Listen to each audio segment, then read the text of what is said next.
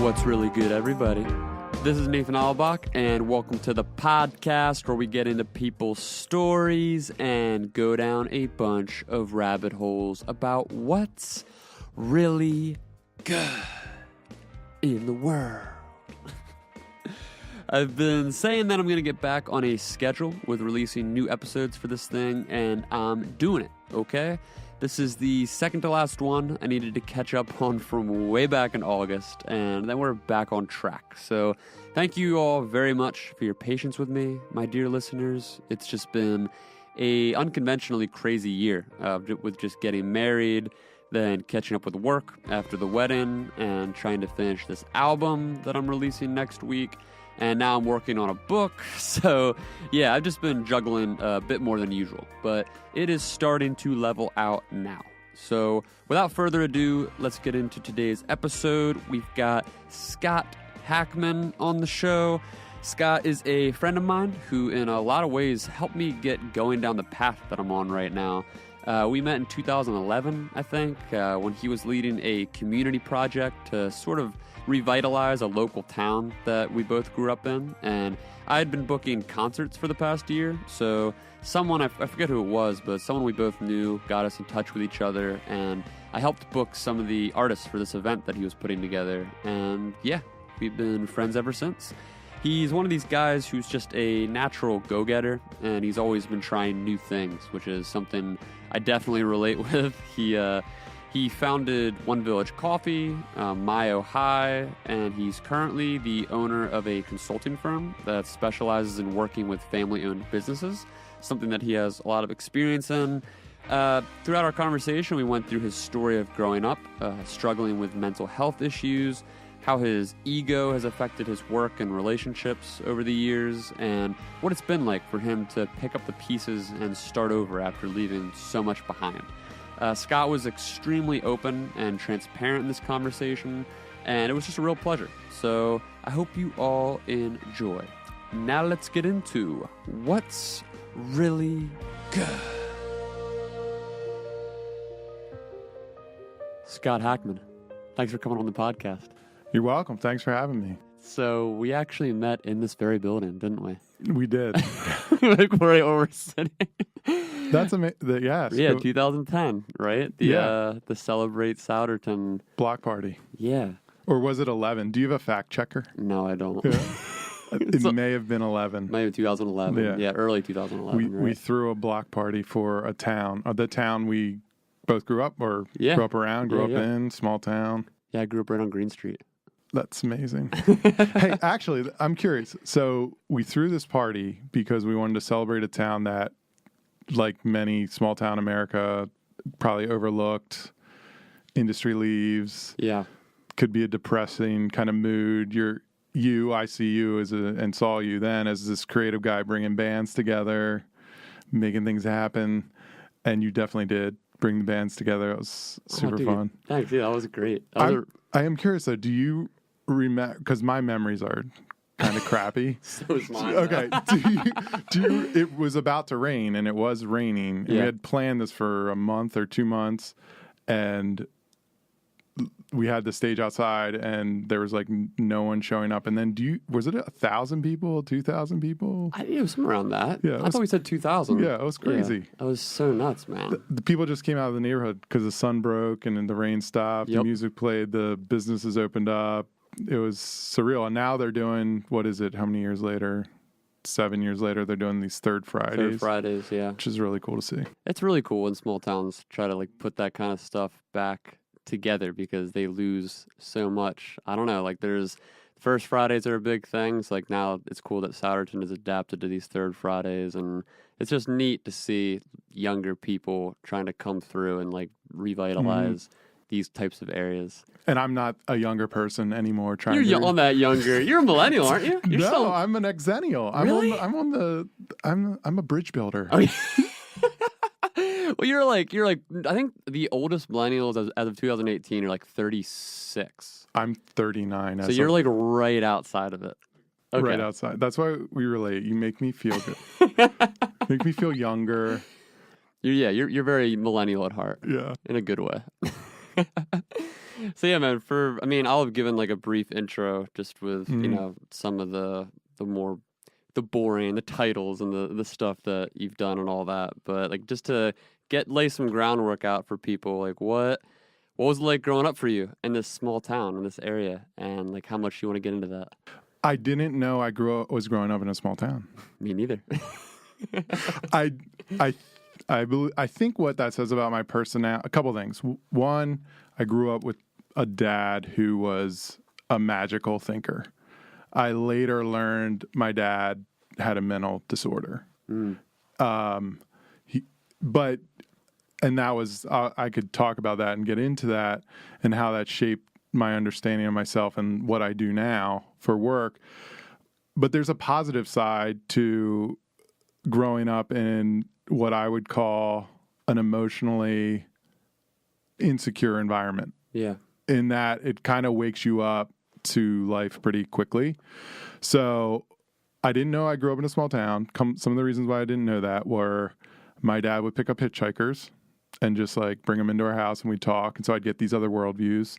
My dad would take me down to Philadelphia at a young age, like junior high or even earlier, to these bilingual churches where he would have met these bivocational pastors. And so I'd get this other worldview. But I knew that I think I was strange. I still think I'm strange. I'm okay with it finally. It's taken, 39 years to work with that strangeness. But growing up was also kind of it was beautiful, simplistic, and I grew up 3 houses down from my grandmother. I never knew any of my grandfathers. One was sick when I was young, died when I was really early. The other one died before. And I think, so I'm sharing that because it's important. Like, we're growing, we're trying to understand ourselves, our identity. Yeah. And the way I understand that is you see role models and you look for those role models and you sort of build yourself into it. Well, mine were feminine. I mean, my grandmother was my predominant role model. I only know that looking back. Just some beautiful, she would like call me, Scotty, I got a muskrat and I have a heart trap. Will you come and shoot it? Like, now I would never do that. It's like so horrific even saying that. But yeah, I go over, shoot the muskrat, the skunk. She'd make me pie. It was just small town. I actually want to share like a short story about my grandmother and kind of how I remember her at the end, because it has shaped my understanding of where I'm at now, I would say, with my worldview related to faith and spirituality. So one of the things, she was dying. She was in her home, the home I would go visit 3 houses down from where I grew up. Never knew how small town that was, never knew how quaint that was. And it was during like a transitional time in my life. And it was right before we moved away from this area to Texas. And she's dying. She's laying there. She's kind of on hospice care as I remember it. And she's laying back on a chair. I come in, eyes are shut. She's breathing slowly, just plain face, smiles. And I was like, Grammy, what do you see? And she's like, flowers. And my grandmother loved to garden. And it's actually one of my greatest memories of my grandmother is like weeding with her in the garden, her gardening. And she goes on to describe kind of what she sees for her afterlife, heaven, whatever. And I said, so my response to her was, Grammy, I wish God spoke to me like that. She took a breath and she's like, well, he does. You just move too fast. And that's a good quote. It is. And it's a quote that stays with me because I think it's true as it relates to purpose, being grounded, just being a productive father, husband, worker in this world, which is my goal now. Yeah. And my goals were so outrageous. I mean, just really ridiculously outrageous. And the reason I think they were so outrageous, and I'm coming back now, is because I was raised in an environment where my role model, whom I love and has done the best he could, and my mom, who's I love and done the best he could, what I was looking up to was either grandiose, because that's kind of the mania perspective. Yeah. Or completely fear-based, anxious, depressed. Yeah. What were some of the goals or like the ideas like pre, I guess, this moment? Like what were some of these things, these ways of life that you were living in that would have been like grandiose or out there? That's a great question. That's why you're good at this. So you like pull out something people can connect with. So I think a couple things in high school. So growing up in that environment, dad bringing in hitchhikers, I took on this identity that I was to be an evangelist and I was to evangelize in an evangelical sense of that word. So I did. Now, the positive side of that in my high school was I was with like the fringe kids. I related to your podcast and your story. Yes. I'd bring them together and we'd have like a Bible study, and the school gave us a whole period for it, a class period. Great. And then I would speak. It was a Christian school. I think we went to the same one. Yours was a little more traumatic. Different experiences, but yeah. But, and I bring them together, and then we'd have chapel, and I'd speak at chapel. And I just took on this like huge persona. Wow, like that's a huge identity. Like I was supposed to be this grand person. Wow. Which even though my grandmother said that, I would say I was 22, 23 when she passed. I wouldn't say I started to work with what that has really meant for me in my life in a grounding way till the last couple of years. Wow. Something like that takes such a long time to even process, especially at that young, developing age. Like I can think back even just a few years. That was only a few years for me, but even thinking back to that time, like your ego, it's sort of at its peak as a young man. You're getting out of the high school, college years, that time, and you start to find your place in the world, whether you're getting married or settling into a career, and you do feel like, I don't know if it's more of a cultural thing or an innate thing or some combination, but you really do feel like you are like the hero of your own story, and it's all about you. And yes. Like anytime you come in contact with someone new and you just want to like talk to them about what you're doing, like a lot, and you don't even realize it. Like it's not like a malicious thing, but like it takes a long time to unpack the ego as you get older, And for me, I need friends who give me like 80% of the stage. And then I'm like, thank you for giving me, last night I was with friends. I was like, thank you for giving me 80% of the stage. And my friend says to me, he's like, what was your birthday yesterday? Let you talk. Yeah, let me talk, right? Because I'm still recovering. Yeah. And I think a recovery perspective for me is the best perspective, one of the better perspective of my identities. But going back to my grandmother's statement, he does, but you move too fast. And then the grandiose identity trying to live into, what that led to then is choosing a degree in ministry, so youth, family ministry. I also chose psychology, so dual degree, because my experience with this mental health, which I learned about in my in junior high. My dad had a breakdown, psychosis, and was hospitalized, and then was treated like extremely well for most of my adult life, and but those events, I think, like for all of us, these events, traumatic loss, trauma, they stir us up, they open us up, they wake us up, and then we decide. And if we're lucky, I think we have people that come alongside of us and they walk with us and help us choose the best possible choices. Right. For me, that took a long time. Like I would like to say, yeah, that was 23 or that was 30. It was really like 35, 36, 37. It's been like the last four, like now I'm seeing like, what are my goals really? Because it's so, the narrative, right? This whole podcast, it's about story, it's about rabbit holes, it's about helping, it's about promoting thoughts that are good for people. Right. And these are observational. I'm not an expert, like this is my story. Yeah, personal stories. Personal story. Yeah. So the identity piece, though, is really important, and the challenge with that is it's so noisy. So, like, is my identity clothes I wear? Well, yeah, I wear certain clothes. Like, I came in today with an outfit, and what did you say? I was like, you clean up good. Yeah. Well, yeah, I play a game. I play a role professionally. Right. I know I'm playing that role. I'm doing it for a purpose. I'm hoping that it engenders trust, it engenders, openness, it engenders he's a professional in what he does. And then we go into the conversation where we're actually learning, where we're actually growing. That's what I hope. That's one thing. Yeah. The other thing around my goals and how they've changed is, and I let me be honest, like, I don't know how many people listen to your podcast.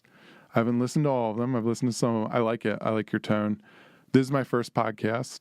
I listen to lots of podcasts, but even this is like an ego trip for me. Of course. Like I'm just talking to you. That's me every time I do one of these. Man. Okay. Every time, yeah, because it's such a weird ask. I talk to my fiance about this all the time when going through the stories and interviewing people and sharing bits and pieces of myself, because when I promote it, I always get this weird vibe, like, just the fact that I'm asking people I know, friends and family, to support and listen to me talk in their free time is such an absurd thing. It's like I similarly to you in this sense, where you're saying how you know that your ego identity, you need the stage, and your friends, your family know that you're a big personality, you have a lot to offer, a lot going on. Like, I'm in a similar vein where I think a lot of people who know me personally know I'm a lot. Like, when I'm in a room, like I'm the sort of like attention whore. Like, I like attention. I like to tell stories and use hyperbole. Like, I'm very much like that. So it is really odd when it comes to this format and like having to constantly reevaluate, like criticize, reevaluate. And it's this process of refining how I'm coming off. But then at the same time, you kind of come to a wall at one point, which I think is kind of what you're saying here, where you're at this age that you've taken decades almost to come through this ego journey and to kind of sit into who you are now. I think a lot of it for me, like this, something like a podcast puts a magnifying glass on that, because it's forcing myself to really go through those criticisms and analyze the self and all that. But at the same time, it's forcing me to accept the parts of me who are just the way they are. You know what I mean? Like temperamentally, because there's some of this stuff that I can't change. I can get better. I can become a better listener. I did an episode with my friend Trevor a couple weeks ago, and we were talking a little bit about just neuroplasticity and how, like, it's been in the past couple decades in psychology that they've found that, for a long time, it was thought of that, the older you get, you can't really change your ways. Like, your sort of neural pathways get grooved in, and then you're set. Like, whatever direction you've made in your 20s and 30s, like, by the time you're 40, 50, 60, 70, you're done. Like, you're set in your ways. But they're finding that, like, that's just not the case. Like, we all have this, like, level of neuroplasticity to keep growing if we allow ourselves to do it. So there's definitely elements of that, but at the same time, so much of this is just kind of putting that out there and like letting people know, like, here's where I'm coming from. I'm aware of these flaws and this part of who I am, but simultaneously just owning it. Like, this is my story. Like, I'm hoping that someone can relate to it and get something from this. But like, that's great. Like, it's cool to be able to wrestle with that in real time. Because it is a weird thing to be this vulnerable and to ask other people to listen to what you have to offer. Yeah. And I think one of the things as I listen to podcasts, and there's different ones I really like, and when I thought of you, I think one of the things you're offering, at least someone like me, is an ability to organize my thinking. Yes. And an ability to organize my thinking, again, goes back to, though there's identity piece in that I told myself a narrative for a very long time, and I would reinforce it, that I wasn't organized. That was a very, really destructive narrative. It got in my way for a couple things. One, taking personal responsibility. Very basically, let's talk about marriage. In my marriage, I've been married over 16 years now, and I love it. It's one of I would say we're on our third marriage. Like, we've evolved. Our personalities have changed. Our roles have changed. Our understanding of roles has changed. It's been remarkable. She's stayed with me when she had no reason to stay with me. I tried to get out when I felt suffocated, and we decided to figure it out. And that journey has shaped my identity more than anything. And it's the one I'm the most grateful for. And the reason I'm grateful for it, if I can tie it back to family a little bit, I've come to understand, like, some of my study and some of my work in family systems and the theories around that, and then the practice around that in coaching and development and growth is like neuroplasticity, change, these stories, these things that really wounded, really hurt, don't have to go down the next generation. And I can't change the world. This grandiose vision that I did have, like mega superstar pastor. Oh, thank you, dear God. You never allowed that to come true. And I was on the path in a mega church in Texas being groomed, ready for it. So thank you, God, that didn't happen. Literally. It would have destroyed someone like me. Seriously, there was no self in here. That's what I was going to say. Like, there's so many pastors. I could just name a bunch. I mean, one off the top of my head, and I don't even care, shots fired, Mark Driscoll. Someone like him, I don't know if you know who he is, but he's someone, he's gotten into so much trouble the past few years. Like, I don't even know how many dozens of abuse cases have been filed against him, but he's one of these guys who, for years and years and years of his ministry, when I used to look up YouTube videos of him and listen to podcasts, and I always had mixed feelings about him, but over the years of kind of deconstructing my faith and having more of a critical understanding of where people like him are coming from, it became evident that so much of what he does is just driven by the ego. You know what I mean? Like, he's just an ego maniac, and he'd be that way whether or not he had become a pastor. You know, so when you see someone like that in that position of power, almost just completely unchecked, because like for someone like with your or my personality, like when we go unchecked for a long time, we can just destroy it's terrible. Everything. It's hell. It is literally hell. Yeah. It's the only hell I believe in. The one that man can make. And seriously. Man, woman, person. It's terrible. Yeah. And so, thank you, God, that never happened. The reason it never happened was a disease. Oh, my God. I became uncomfortable with what I was attracting people to. So I had a skill, right? Yeah. I didn't know that was a skill. I didn't know the reason I was getting jobs in church or those sort of things was to bring masses to the organization so that the organization could profit. I didn't know that. That's what I think it was. I don't think it was intentionally that.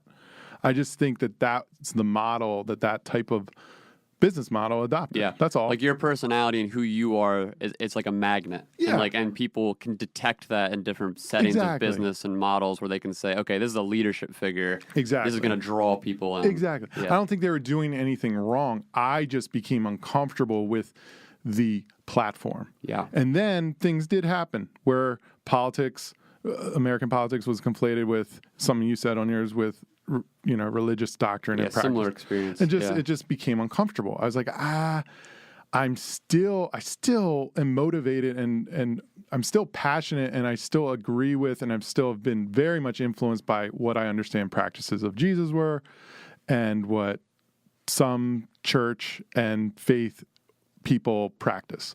If it's inviting people into growth, transformation, acceptance of self and acceptance of others, okay, good. Like, go for it. Yeah. That sounds like a wonderful, environment to grow and develop in. Unfortunately, what most organization becomes is a place to preserve and not to grow. I mean, you could say, well, we grow a number, but no, like, to not deal with the things that are getting in the individual ways and the organizational ways. Yeah. That's what I think. And I think that the whole idea around the people like myself or like you that could have fallen into those roles in church, I think we have lots of examples. We have one right now. I don't know if you've followed Bill Hybels or what happened with Willow Creek. No. It was a big thing. But, and a lot of that credibility was dismantled. And I don't know the ins and outs of that story, but I do think it's a story where you can see the thread of things going unchecked. Yeah. The governance. Yeah. The self-governance, the organizational governance, what are we actually allowing people, and this is just me, until I allowed people to actually speak into my life, I'm really kind of embarrassed about who I was in some ways and ways that, I mean, it's a real embarrassment and it's a real regret of pain I caused in that way. And, and I've made amends to those that I can, I think. And if more come up that I need to make amends to, I will. Yeah. And again, going back to one of the identities or one of the principles that have helped me is to understand myself on a journey, but understand myself as a recovering person. So these things, the ego, the addictions, the isms, these are things I need to be aware of, that people have helped me become aware of, or pain or failure has helped me become aware of. And then how am I understanding that I can be in a process of recovery for the rest of my life. And recovery can be resilient, it can be life-giving, it can be joyful, it can be very fulfilling. And I don't use the word recovery a lot because it has a stigma, like in my professional work, I don't. Right. But growth. I mean, I think it's just growth. Yeah. Like, are you satisfied with where you are? Am I satisfied? I really am right now. Like, I really am. I'm really grateful that, recently I had an opportunity to go on a vacation with my family, my nuclear family, my wife, and my 2 kids for 2 weeks to California. And if anyone's listening from California, I get it. Anyone listening from California that the fires have touched, oh my. That was a sobering. So insane. We drove from San Fran, where we were with friends for a couple of days, to Tahoe, met with my extended family, and we drove through a lot of the smoke. Wow. And it's terrible. Yeah. And if, like, for me, it's a complex feeling of like, oh my gosh, I'm having this amazing experience and people are leaving their homes. 2, yeah, we're responsible. Right. Isn't perspective the worst sometimes? It ruins everything.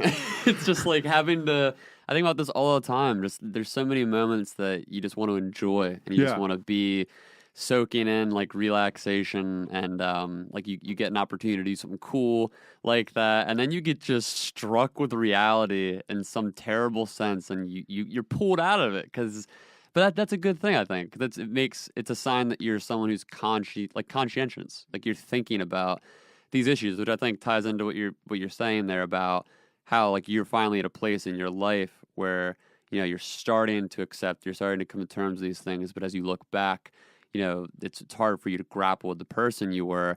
I think it's interesting because it sounds to me like you did something that most people in our sort of similar temperament don't do, which is to go down into the abyss. This is talked about a lot in psychology, where it's just like, or even in like hippie circles, where it's like sort of like wrestling the dragon, like people that take mushrooms or psychedelic trips. Like it's that whole thing, like when you do like when you do drugs or when you go through a mental breakdown or when you like have just like a fit of whether it's a divorce or depression or whatever it is, man. You got to you dig into it. And for a lot of people, I think, they don't do that. And like for people like you or I, it's easy to hold on to the ego as sort of like a lifeboat. And I think that's kind of what happens for most people's perception. Like when you think about life coaches and like big name consultants, like the people like Gary Vee or Tony Robbins, like what you see as a figure, and this is obviously whenever I make judgments of people like them, it's a surface level judgment. I don't know them personally, but like the perception of people like them is that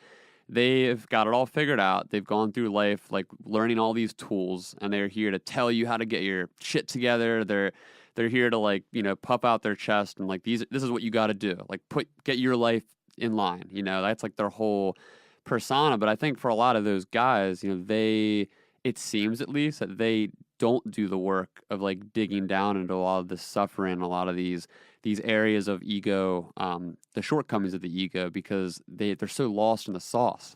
You know what I mean? And I wonder if 2 things. One, it's a business.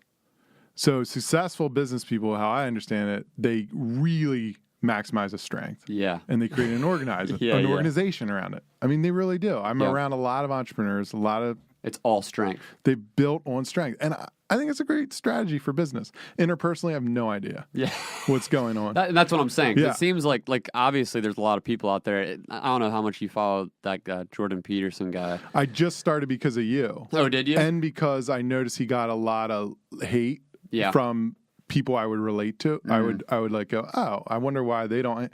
And then I would listen to some of his psychology and some of his theory, like the 12 rules for life. Life. Like I looked at some of that, and to me, there's a lot of grounding in some of his practices. Yeah, I mean, he's a complex guy. 'Cause, Yeah. I mean, this is the kind of place that I struggle with talking about him, particularly with a lot of people, because at the scale of influence he's on, he's obviously helped thousands, if not much more than that, people, whether it's young kids, especially young men, trying to get their lives together, feeling disoriented and disenfranchised. So there's obviously a place for the Tony Robbins and the Gary V's and the people who are, telling you to clean your room and get your life together. Like, that's obviously needed. You got to play on strength for people who need it. But in a lot of senses, I think when you drum up the strength and you ignore the weakness, then that leaves just those holes for the egomaniac to just run rampant. And then for someone like me, when I observe it just from the outside looking in, I'm like, you don't seem like a real person.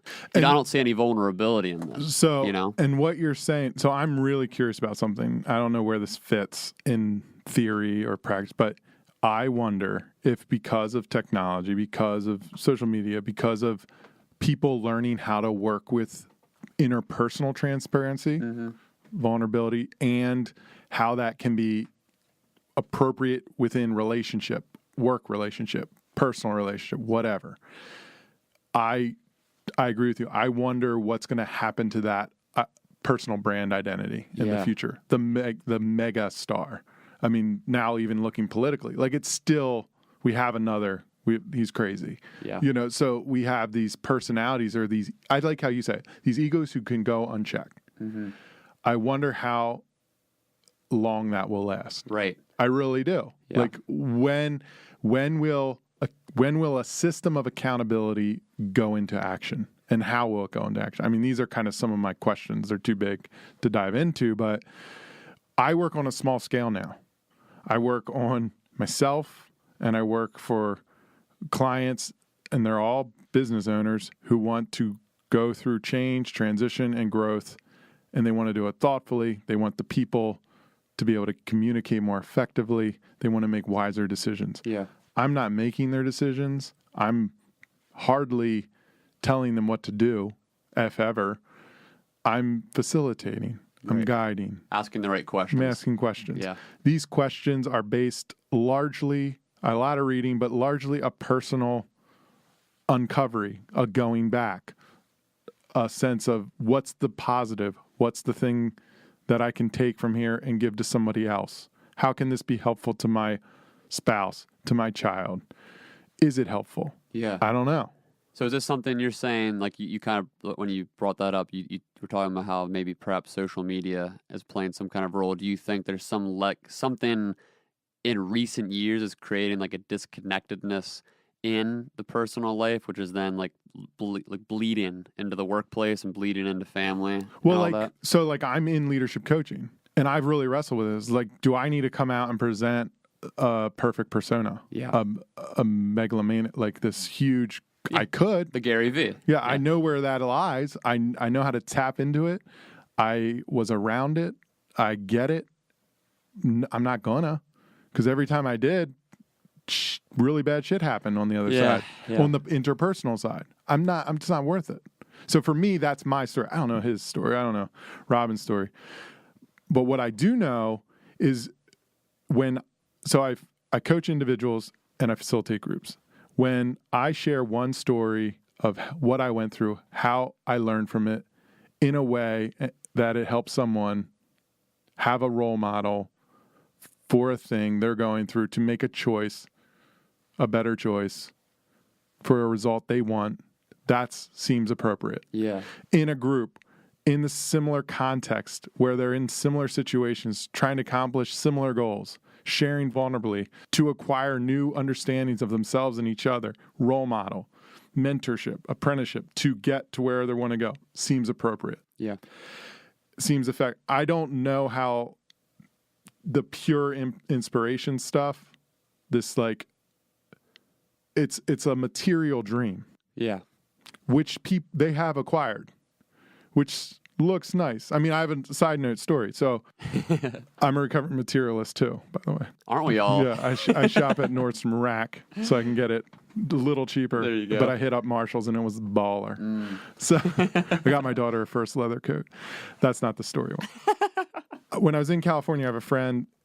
He's awesome. I love him. We stay with their family, and he works at Facebook. He was early stage Twitter, Medium, did his own startup. He's awesome, really bright, and he took me to Facebook, which was a surreal experience. Awesome. And just like what they can create. I mean, they create a village, they create a community, it felt like Disney. Yeah. I mean, there's no way around it. Like, it just felt like Disney. Every 20 yards, I was like, there's an ice cream parlor. It's so insane. There's a pop-up. There's food trucks coming in today. There's a whole park on a roof. I mean, you can read about this stuff, but to feel it and to experience it is very surreal.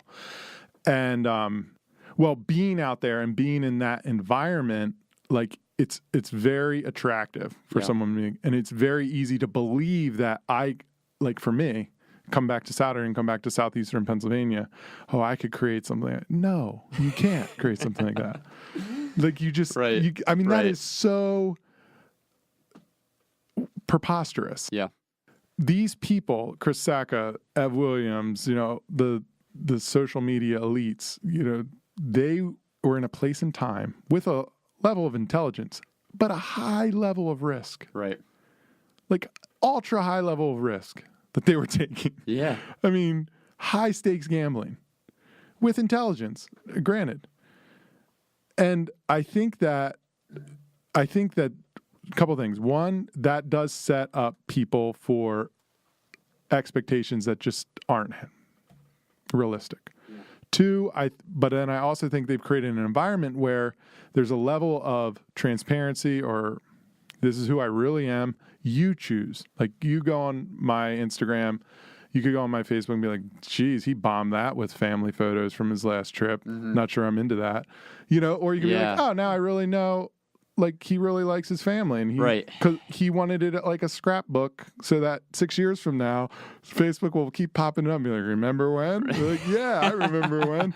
So, it gives us an opportunity to kind of see these pictures and these windows into people's lives. But I do wonder if a couple things. One, you can game it, you can hack it, you can play the game. Two, what are the skills we're going to need interpersonally, and who's gonna teach us those skills, so that we can be effective, so that we can set realistic goals, so that we can. And goals like intentions, like, I'd like to be more organized. Well, if I keep telling myself I'm not an organized person, then I'm never going to take on responsibility to do the thing I need to do to learn how to be organized, which you have to do when you're out on your own, solopreneur, which is my, what is this? This is like my third time out. Yeah. And so much of this is like the stories we tell ourselves. I think a lot of people who listen to, someone like a pastor, like a mega church pastor, or someone like a big, coach, consultant type figure, and they're telling you this is what you got to do, to get your life together, to get your job in order, to get your relationship in order, and all that. I think for a lot of people, they just feel stuck, like, just whether that's just the deck of cards life handed them, or student loan debt, or just bad relationships and just bad jobs, whatever it might be. And I think for them, and that's a lot of people, and I know a lot of them personally, and there's definitely that, it's so much of this is probability and chance, and who knows, really, like, you can't really speak, facts into anyone's life. But I mean, to a certain degree, you can kind of guess probability wise, where there's some people I know who have that mindset where it's like, for lack of a better word, like the glass is half full type of thing. They might have like nothing, but their mindset is, I'm going to keep getting after it. I'm going to keep getting better. And when they get hit in the face, they just get back up and they keep going. Whereas there's a lot of people who are just so beaten down from culture, because we live in such a strange time where we have this sort of impending nature of technology and social media, where we push all of our identity and our persona and how we want to be perceived onto this platform, hoping it's going to fulfill some need, then we end up feeling more lonely and more isolated. Absolutely. And then that's like on top of our everyday circumstances. So like, if you're in a bad relationship and you want, the people online to think that you're happy and you have a lot going on, the more you do that, and the more time you spend doing it, the more you realize it's not really fulfilling you. That's just like a crash waiting to happen. So I think absolutely, it's like this weird probability thing where there's definitely the mindset is huge because you do want. I think it's not really a debate. Like obviously, mindset does matter. Like if you're more positive and you're more open to change, open to possibility, like that's going to affect the tangible parts of your life that could be changed. But yeah, at the same time, it's strange when you look at a lot of that stuff because it's like how much of it is so out of people's control. Like there's just some people I talk to that are just devastated, and I'm like, I don't have any piece of advice. There's no like, because I think that's what people in this sort of space are preying on in this culture. Like the whole idea of like a social media influencer. There's this sort of like cliche, barrage of terms that have come out in the past few years where it's people who have found the tools similarly to how you were describing yourself. Like you knew at some point, like I have these gifts. This is like who I am. I can do something with these gifts. And for a lot of people, when they figure out what those gifts are in their self, they try to take advantage of how to lasso like less fortunate people in with these, life coachy, consulty, ways of life. This is how you get your life together. Meanwhile, it's sort of like an empty offer because you're just pushing out there, how you can create some kind of false hope or false persona. You know what I mean? So I think I agree with you. I do think some of the coachy stuff, like principle based, is helpful. Like let's use Peterson, for example. I get why people are mad at his political stuff. Yeah. But like compare yourself to who you were 6 months ago. I think valuable. I think it's a valuable principle. Yeah. If you want to grow, you feel like, well, how were you 6 months ago? All right, that's good. Because social media, these things they magnify all the ways we can compare ourselves. Yeah. That is detrimental to human growth. Absolutely. Another one is like, is the goal low enough? Shoot low. Have you shot low enough? Like people who are really just overcome or overwhelmed by devastation. Now, granted, there are real traumas that happen in your life. And for me, my understanding of that is like, what are your other relationships? Like what are you cultivating? Are you cultivating relationships that are toxic for good for you, bad for you? I mean, It's like, how do you feel afterwards? Do you feel like smoking a cigarette? Do you feel like buying more stuff? Do you feel like consuming more? Yeah. Do you feel like you're not enough? Get those short-term fixes. Or like just how do I feel after this relationship? And and I don't remember the theorist, but like I don't think we can handle a lot of intimate relationships. I don't think our psychology, our minds, our hearts can handle that. Yeah, it's like the original. I forget what the numbers are, but I think something like the original like human tribes. It was we're adapted to get to know I think 200 people or remember 200 people, something like that. Yeah. And as far as if you want to, I don't know if you remember there was the Harvard longest longitudinal like study of health and wellness. Like 50 years or something like that. Yeah, it was very long. And now you need a fact checker whenever you interview me, because I'll make general statements because I don't have Google in front of me. That's an easy Google. Yeah, that's easy. Yeah. But it was relationships. I mean, it was when they looked at the people that lived longer, were healthier, satisfied, happy, however you define that, they had these relationships. So it's how are we going to use technology to cultivate these relationships? So for a positive example for me was going to California. I saw friends from Texas I hadn't seen in years, friends from college I hadn't seen in years, and it was just great to see their life a little. And I saw it digitally for a long time, but then I saw it in real life, and I was like, I feel that sense of love and acceptance and belonging, which I think we all really want. And so that's some of it. But going back to family, I think family, understanding where I come from, how I got to where I am, and now practicing things that give me joy, like being kind to myself, being kind to others, taking 5 breaths before I speak. Especially when I'm frustrated or angry, which I'm really working on, and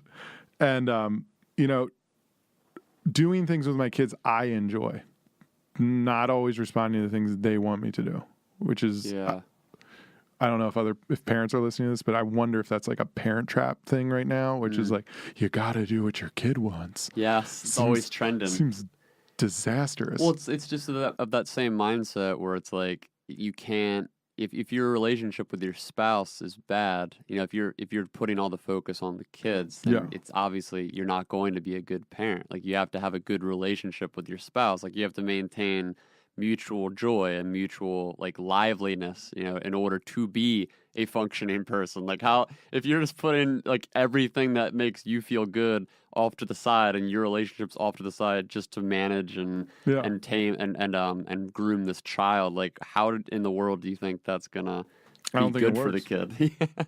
No, and so like just really quick anecdote, like so we go to California. I have a fear of heights. There's an opportunity on a high ropes course. I'm like, I'm doing this with my kids, 5-year-old, 8-year-old.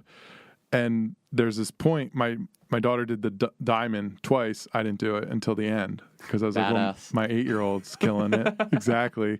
And my 5-year-old, we're up, we do this square, blue square. It's just like skiing. They do the colors. And he starts screaming at this one point because he's about, I don't even know how tall he is, but he has to let go of one rope, cross a thing to grab the other rope. And he's just, it's too much. I mean, it was almost too much for me. Yeah. Yeah. And depending on who's listening, they're like, you're a bad parent. But I just look at him calmly. I said, Jaron, we can go down. All I have to do is ask the person. They'll come over. They'll lower you down. Now look down. They're going to lower you down. It's probably 40, 50 feet at this point. Or you can go across. And he just takes a breath, looks forward, and goes for it. And it's just awesome. I was just filled with just so much pride. Yeah. So much like this dude at 5 years old is doing something I'm still scared of doing at 31. Yes. And that's what I want. I want him to be kind. I want him to be likable. I like that part of Peterson. Yeah. Help your kid be likable so people want to cooperate. Help him cooperate or her cooperate. So that's important, cooperation. Yeah. And fearless, man. Like these people, Silicon Valley, wherever, who achieve ridiculous things, if my kids want to achieve something that ridiculous, go for it. But I don't want to set those kind of expectations. I just want them to be able to go out into the world and, like kind of you're saying, like fall down, get back up. Brené Brown talks about it. Be resilient, learn from it, and I got what I want. That's not really what I want. That was too much ego. I think Richard Rohr's great with ego. You do need a sense of ego to build up to then pour it back out. Exactly. The second half of life. Yeah, if you don't have an ego, then you don't know who you are. Right. It's like, I think, you're right. I think there's a lot of baby with the bathwater when people talk about ego. There's always, it kind of gets hippy-dippy where people are like, forget the ego, just throw the ego out. It's like, dude, you can't. The ego is you. Like, you are the ego. Like, it's more... You have to learn about the ego, tame the ego, like understand like the limits of the ego. Exactly. Yeah.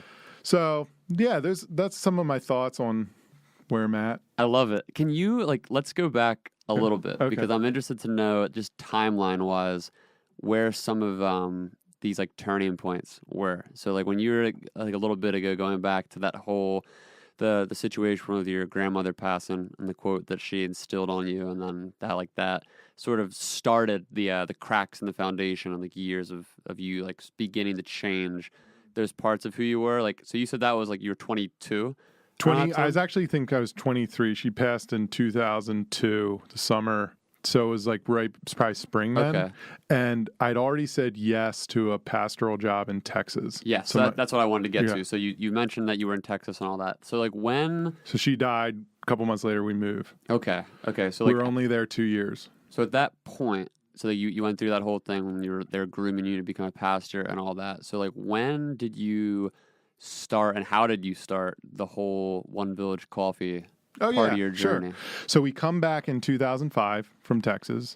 When we come back, I'm at a real loss of identity. Yeah. Because I thought I was going to be this. That was like you went to school for it. That's what my whole thing. Yeah. I mean, the saving grace of that degree was psychology. Yeah. Really.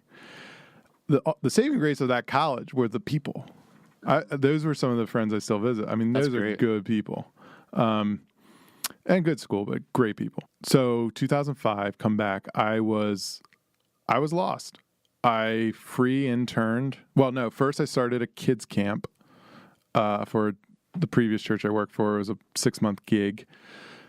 It was wild. It was actually pretty fun. That's neat. And then I free interned for a business that had a huge philanthropic purpose. And so I was in their first free intern in philanthropy at 26. So now you're pouring the ego into this. You're like, I'm going to save the world. Like, exactly. We're going to go bigger. We're going bigger. Yeah. I go back to school for missional theology. I learn about social enterprise. That turned me on. That I found out about Charity Water and these guys like Scott. Great company. Yeah. And just like what they were doing and started dreaming with friends about, because we had traveled internationally for missions and stuff like that, about a business model that would give back, be part of social entrepreneurism, that whole field or industry.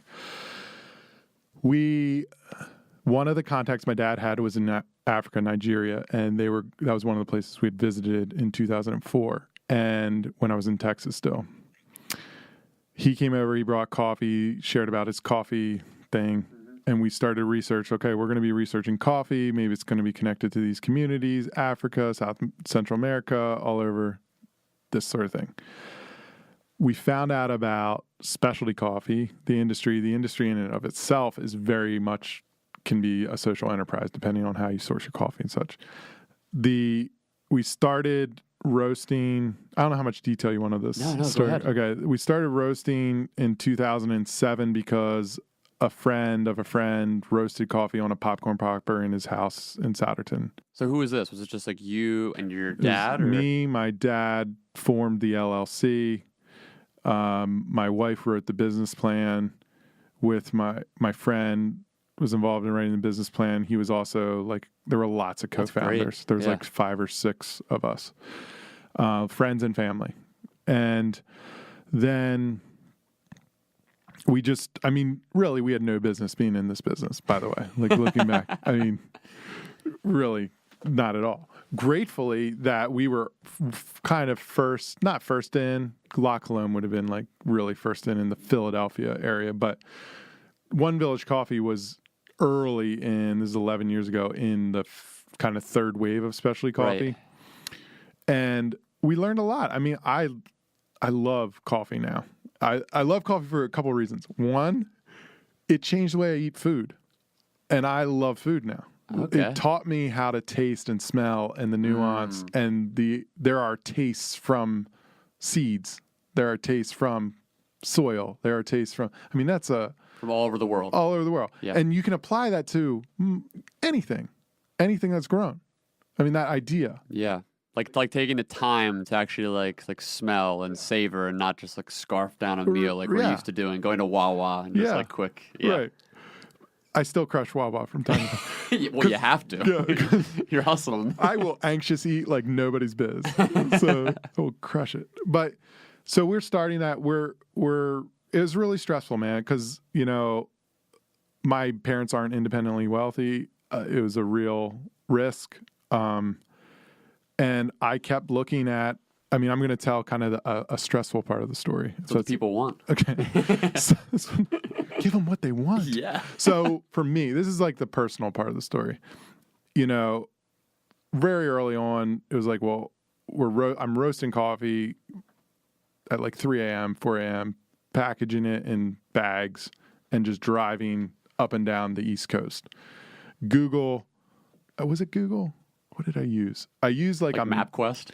I think I used MapQuest, and then I would do like geo search for just geographical search. So I would say, based on where Whole Foods were, what in that town has a restaurant or a coffee shop or whatever, because I knew from a demographic standpoint, like people who buy Whole Foods will buy our coffee. So I did it that way, and I just walk in, and I sold stuff, and I sold coffee. And so, but what was stressing me out so bad was I couldn't figure out how to A, manage my own stress, B, how to manage my conflict with my wife, my friends, I was so afraid I was losing my dad's money. Yeah, right. Like, I didn't know a startup lost money. Yeah, was supposed to lose money. You just keep investing a long time. Yeah. So I just saw the red line for a couple years.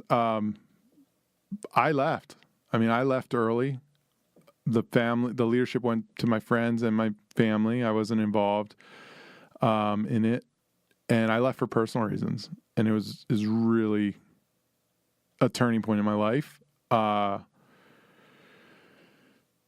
would say that was 2010, 11 period, and the transition going from Grammy, 2002 to Texas, then 2005 back home to 2007, starting One Village Coffee, to 2010, 11 transitioning out of One Village Coffee, going back to school, finishing a degree, starting another business where I sold marketing strategy that ended up selling websites and branding through a network of friends. I just learned that from what I did with One Village Coffee, because I would have to do the sales and do the rebranding and the repackaging and the marketing, so build relationships that way. And started another business 2011 with a friend, transitioned out of that in 2013 to join a firm locally where I helped them in their rebranding, and they were a firm that specialized in family-owned companies.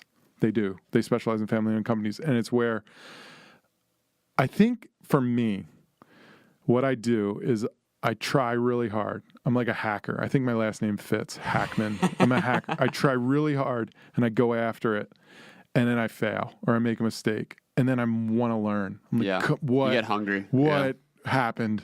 What happened? Yeah. Looking back, there are people that don't do it that way. They go to the right school. They're analytical. They just kind of boom, boom. They know, and they just deliver on the strategy. Yeah, like a very straight path. Yeah, mine is not. I think that's okay. I think most people's paths aren't very straight. Okay, well, thank you. Now I feel better. You're not alone. Yeah. So then I do that. While I'm doing that, working for this firm that specializes in family-owned companies for like 25, 30 years, helping them transition them, whatever, ownership, leadership. Like nepotism and all that. Yeah, exactly. The whole thing. Yeah. But I'm learning so much. And I'm like analyzing my family as a case study the whole time. Yeah. The whole time. Because you're like the example you can look to in the work you're doing. You're like, I did this. I started a family company. Yeah, so. And I'm looking at why were they successful? Why couldn't I do it? I mean, I couldn't do it because I think there was a lack of maturity. I think there was a lack of understanding in what a startup is and how cash works in a startup. We got lucky. We got lucky that in One Village Coffee that Whole Foods opened up to local coffees. We got in early, and we grew our brand that way. We got lucky that the people that were employed and came along the way, it wasn't always managed properly. People got hurt.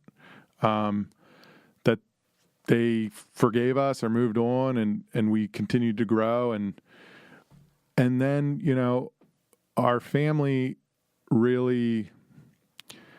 I'm so proud of our family. We started to employ some of the practices around governance, which is how you talk and make decisions when you have a business and you also have a family. That's the definition. And we figured it out together. I've done more work on myself in the last 3 years than I've ever done in my life. My wife is the same. We have a cadre of a support network. I love them. They're my team. Great. They're my team. My wife came back into the business 3.5 years ago. She led a rebrand. She led a reorg. She's remarkable. She's remarkable as a mom. She's remarkable as a spouse. She's remarkable as a business leader. And it's allowed my family to move towards what we're going to do in the future with the company. And that's good for the company. It's good. Realize the vision of why we started it, which is to have an impact at the farm level. Yeah. We happen to create a brand that people want, and there's quality coffee behind it. Yeah. And I love coffee. And I learned a lot about, I guess I learned a lot about what I want professionally and what I want personally. And I think what I want professionally is to take everything I learned and to give it to other people that will get something out of it. I want to work with companies that have a mission or a purpose, and I want to help them grow their people, period. Whether it's a holding company, a family company, a private company, whatever. And it's because they want to grow and learn. And my chemistry, which I think is what makes a lot of coaching and facilitation work, is there's a chemistry. Right. That my chemistry works with their chemistry. That when I come in, I don't create more work. I create ease. Yeah. Where I used to feel dis-ease. Yes. You know, because I know that space, man. And when I sit across people that are in that space, I know it. You can I know feel it intrinsically. Yeah. And when I'm good, and when my noise is not there in the room, I think they're finding the facts and the things that will help them make the choices that are good for them and their businesses. And I believe that so much of what I'm doing now is on a very human level, a level that I think psychology provides a lot of help in. I think that, governance provides a lot of help in. But I just think people want less bullshit, and they want work environments and human environments where they like who they are. Yeah. And I think there's a lot of money to be made on telling you shouldn't like who you are. And I think if this message, hopefully you edit it, so I'll make you sound perfect. I am a recovering perfectionist, idealist, and dude, there are some episodes I've spent just hours and hours on just combing through. Like, oh my god, you get so frantic because it becomes so self-analytical. This is super frantic. So One Village Coffee today, it's been around 11 years, and I'm really proud of it. I failed at being its leader, but I succeeded at finding its resources it needed. And I succeeded at encouraging some of the people that left and definitely the people that stayed. And I succeeded at being like, and I never want to do this again, but an internal family advisor to my family. Right. I never want to do it again. It sounds like chaos. It wasn't chaos. It was just it's overlapping roles. I mean, it's a business and family. That's just so. Like, can you go back if you're down with this? I'd be interested to hear, kind of in the throes of like the early years of One Village, and you're talking a bit. You mentioned the stress of being up till 3 a.m. roasting and having to make these long drives, and obviously you're not making money for like the first couple of years and all that. So like what? Just like for people to have like a little bit of a window maybe inside of your mind, like what was it? Because this whole thing you've been going on about like how like your story from the time you were a young adult, like early 20s, to now as someone who's in their late 30s, like you've gone through these phases of like sort of like a slow deterioration of the self, where you were, the kind of building into something that you thought that you were supposed to be, and then just it would crash, and it happened over and over again, and you didn't know how to like pick up the pieces and all that until recently, and now you're in a good spot. But like for someone on the outside who hears like the struggle and all that, like what was it like in your marriage or like just interpersonally with the family, like in that time when it was getting really hard? Because you mentioned before, like there was multiple times like your wife could have left you and it would have just been like been fine. I deserved it. Oh yeah. We're laughing, but it's true. Yeah, it's super real stuff. Super like true. that's what the people connect with. Like those like dark moments. So you want to know the darkest moments? No, I don't want. You can reveal whatever you want to reveal. I'm just interested to hear like what are some of the standout points. I've shared this before, so I several times, but the darkest point was.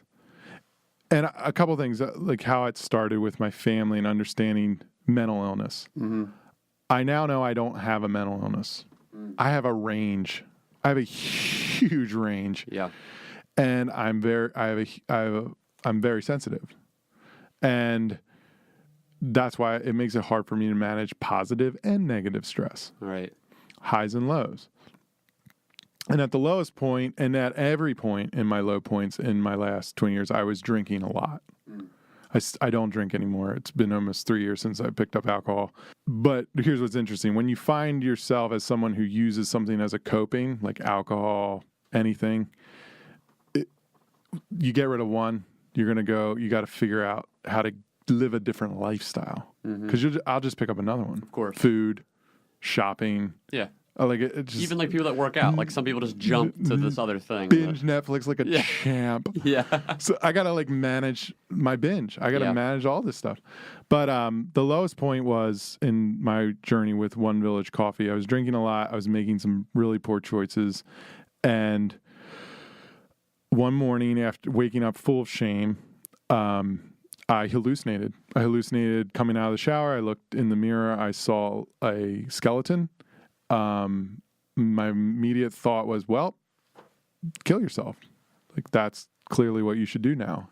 My next thought was, you have shotguns in the basement. I grew up hunting. And so I was like, it was very clear, very, very clear, very calm feeling over me. Like, okay, just go down, get the shotgun, put it in your mouth. Were there thoughts before this at all? Was it like I have had depressive moods. Yeah. I've had, maybe you would call it like suicidal ideation, where you just kind of, the idea comes and you're like, oh, it's like a fantasy. That's how I explain it to people with myself. It's like, oh, that's an idea. This was like a plan. Wow. The next thing that I remember happening was my sister called me, and this is morning. My sister, I can't think of a time my sister has called me since then in the morning that hasn't been, it was related to like her picking up my kids or something, or me. Yeah. She had never called me in the morning that I can remember. Wow. Her question was, are you thinking of hurting yourself? That was her first question. Get out. I'm not making it up. I know it sounds like I am, but the first question was, are you thinking of hurting yourself? Second question, I said yes. She said, are you ready to surrender and let someone take care of you? I said yes. She said, okay, I'm going to come pick you up. I'm going to take you to the hospital. I said, first I have to make a sale. Like, I have to make a coffee sale. So she said, okay, where will you be? I said, I'll be at the roastery. The customer's coming there. So I went there. I remember this very vividly. I was with the person. I was very close to probably having a panic attack. I was sweating. I was feeling it coming on. Got done that. My sister picks me up, drives me to our local hospital when it had inpatient. She was like such a great advocate, because they were not, I don't think, interested in inpatient me for several really strange reasons. One, they were closing it down in like a couple of weeks, which was a very strange experience, by the way. But she was adamant. She's like, no, he's going in. Right. Like, you're putting him in. So I went in, 5 days of observation, and someone I view that he saved my life. A psychiatrist said to me, he said, I reviewed your case. You do not have a mental illness. So up until that point, this is literally 9 years ago, like to the day, almost, by the story I'm telling you. So it was about 9 years ago. And up until that point, from the time, like junior high, when my dad had his issues and episodes, and I started seeing counselors and was put on medicine. I was put on about 13 medicines from the time I was 13 to 30. He said, you're over medicated. You do not have a mental illness. I will give you a general mood disorder. You have made terrible life decisions.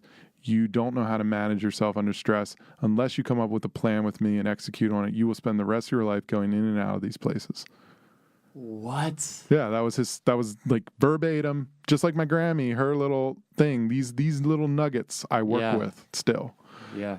It was gift. It was absolute gift. It was liberation. I was pissed.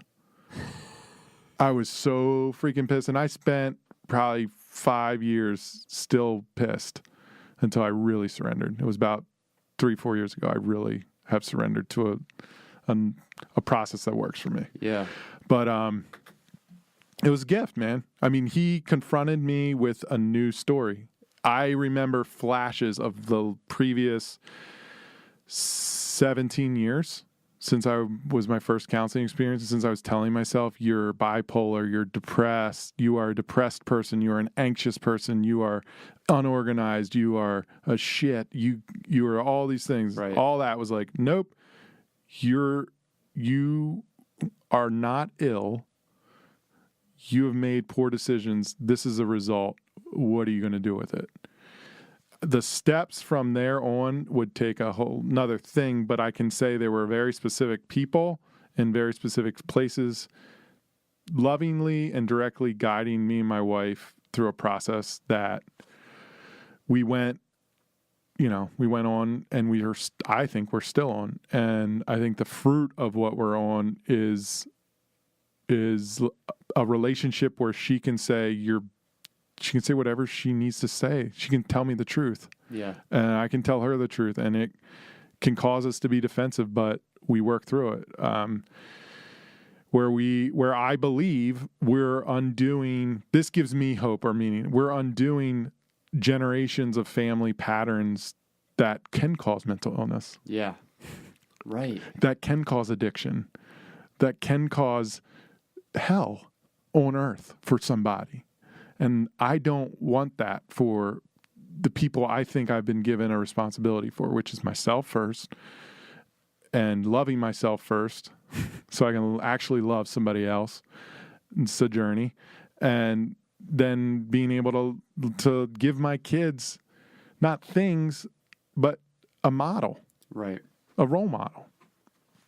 That's what I think. I mean, you're helping me organize this. Thank you. Yeah, I love it, man. It's so intense. Like, so just to clarify for people listening, like when you say like this whole trip to the hospital, and you had this psychiatrist like walking you through like or their analyzation of the situation, was that something like you said it was junior high that you realized that your dad had a mental illness? So yes, like correct. Was this whole process, like from sort of that time period to when you were hospitalized here, was it like did you diagnose this yourself? Like, did you think you had, or was this something like, how was this narrative, like, I guess, formed with you originally? The way so I was diagnosed by counselors, and I think that, what would that have been, 25 years ago? Wow. I think 25 years ago, that's all we knew how to do. That's all they had, yeah. We diagnose, we give them medicine, we experiment with medicine so that we find the right dose. We're still doing that. Yeah, we're still doing that. And I'm not against medicine, but oh my word, there are a lot of even. How many medications did you say you were on? I was on 13 different ones. I've had 2 seizures that while I was being in that process, and I've had 3 in my life. I had my most recent seizure actually we think it was a seizure. Yeah, it was a seizure, but it wasn't as extreme. It was January this year. What? So, and it was my transition out of business relationship into what I'm doing now. So really, so it's hard for me to manage stress. My body genuinely, it's a struggle. So this is literally like it's your body reacting to like you internalizing all these outside. I know. It's like my intuition tells me first, and in my mind, and then, but I don't always have the faculty. I don't always have the skill. I think there are real skills to, like, a couple things. One, I've learned a lot about doing business with family and friends. One, I am a very open, transparent. I'm committed to it. Mm-hmm. It's too late. I don't get to go back. It's all out there. I'm doing it because I hope a couple things. One, it's part of my healing. 2, it helps somebody else. 3, I'm undoing a pattern, a system that my children will not have to participate in, or the children's children. I really believe it needs to stop. Yeah.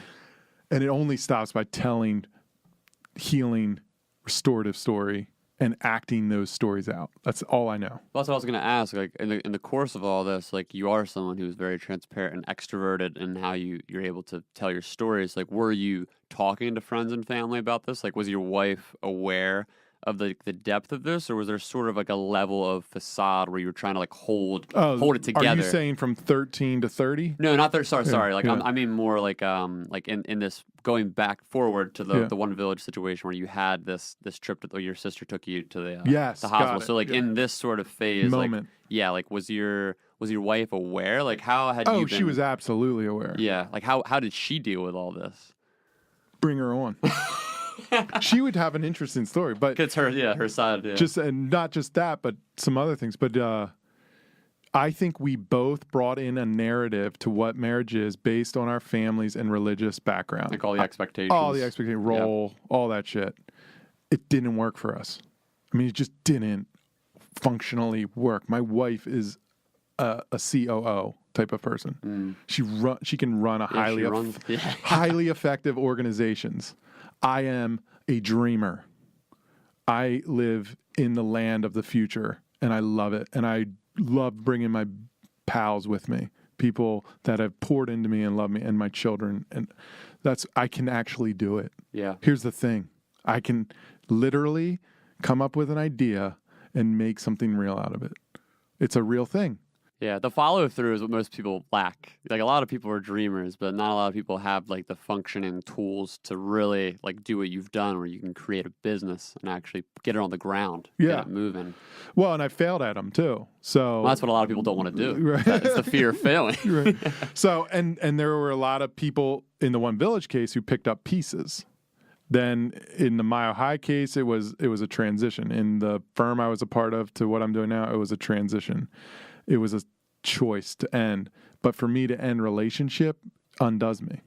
You know, I'm one of the things my attorney told me, which I think is just hilarious. When I had a great attorney, he was so helpful in my last transition. He's like, here's what I've learned. And that's what he does.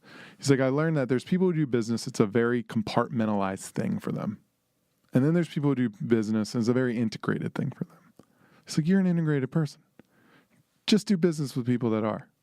From here on out. I'm like, all right, I'm taking that one. So it's like Grammy's thing. He does speak to you. You are loved, Scott. Like, that's all he's saying. Yeah. Just accept it. Yeah. There is a greater, I don't know, higher power. There is something bigger going on than me.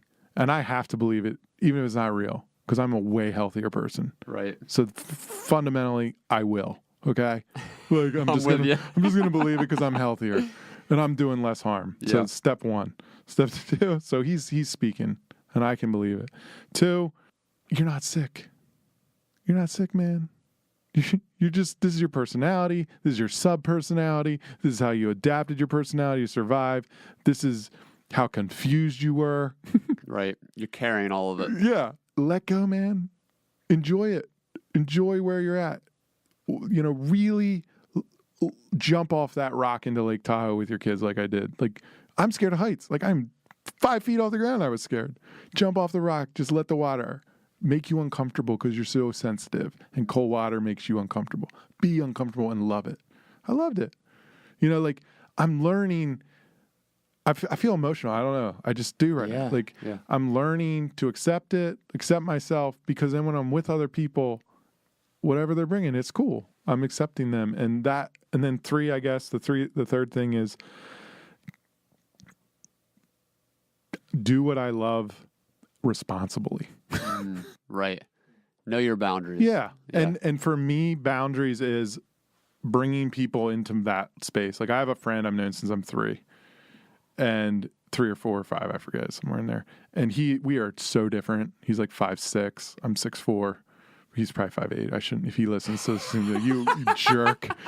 And I get all big with my personality. I get crazy when I talk to him, and I'm like, just tell me when I'm an asshole. Yes. Tell me if I'm a jerk. Tell me when it's too much. Like, I trust you. I believe you. He will do that. Yeah. Same with my wife's, and because I think if I try to limit myself, I don't think that's a good thing either. Yeah. Like, limit what I can bring to my family or to my work. Or I don't think that's my DNA. We have to my stay in wiring. that tension. Yeah. That's the issue. And I think for a lot of people, like, I can speak just for myself, like from being a younger person with like that strong ego, sense of self, like, you are naturally destructive and you don't know it. Yeah. So you burn bridges, you hurt people along the way. And these are things I experienced all throughout school and with my family and the teen years and all that. And I think you can go through life, you can just keep doing that, like into different career fields. Like, there's so many different pathways to success doing that. Like, you just use people as sort of stepping stones, like, to get to the next thing. But I think to your point in like trying to find stability and now come to this place where you're more balanced in who you are and like involving your family. Like, I think when people who set up lives that are centered around good family and good friends and good work, like, that's a balance that you can only strike it when you know how you're coming across and you know those limits. It's not like to what you were saying. It's not like necessarily that you want to limit, your potential and who you are as a person, but you want to know, like, okay, I have my kids, I have my wife, I have the people that care about me, my parents, whoever it might be. They are affected by my decisions and they're affected by my personality. So I need to make sure that I'm continually self-aware of how this is going to come across. I need to, like, maybe there's an opportunity, like at a family gathering or something like that, for you to chime in with some big spiel, like a place where you have expertise, where you could like insert a story or whatever. And maybe it's just like taking that time to not do it. You know what I mean? Like just knowing there's like moments and there's times to like really control who you are, and like you don't want to, like you said, you don't want to bottle yourself up. You don't want to like make it so that you can never be free and never be yourself, but you also just want to strike that balance and stay there. And I think that's where a lot of people struggle, is because it's not a comfortable place to be aware of that. Like you're constantly repeating you're constantly saying things like you to your friend, like, oh, tell me if I'm an asshole. You're constantly saying things like, oh, I know I'm saying this because, I have this privilege, or I know I'm doing this because this is part of my personality. You're constantly caveating and like working, these things around. And I think that's what you got to do. Like you have to do that, because the only other choice is to shut down or just continue blowing up in that big way that just ultimately doesn't lead to where you need it to lead to be a healthy person, have a healthy, functioning life. You know what I mean? And like so many people just don't. You just get trapped. Like I've even seen, just like a little anecdote. Like I've even seen the seeds of this. Like the first year, I was dating my fiance. Like we moved in together after a year of dating. So actually like the second year ish. So like we, obviously like do the dating process and the honeymoon phase and all that. Like everything's great. Obviously we love each other and it's all good.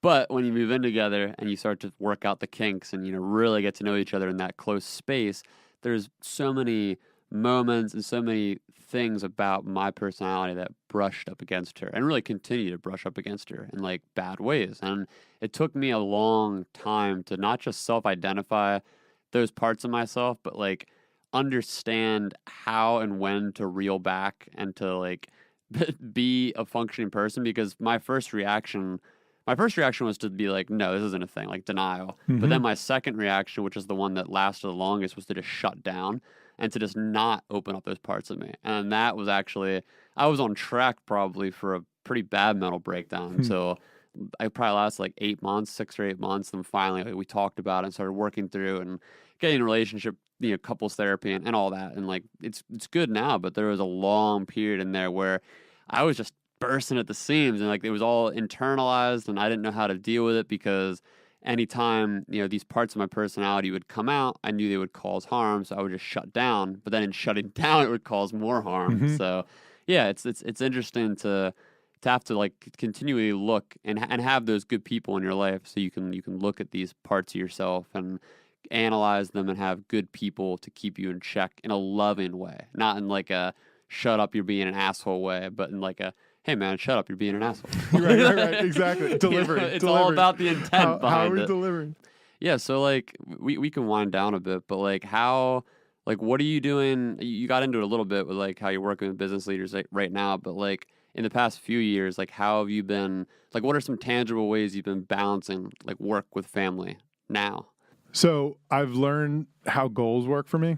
So what I do is I have financial goals.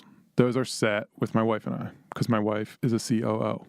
Yeah, she's pragmatic. She's organizational. She gets it. And then I do have a skill that attracts work to me. So then go get it, then deliver it. I've developed a skill of coaching and facilitating that is desirable to privately owned companies that are going through change, transition, growth.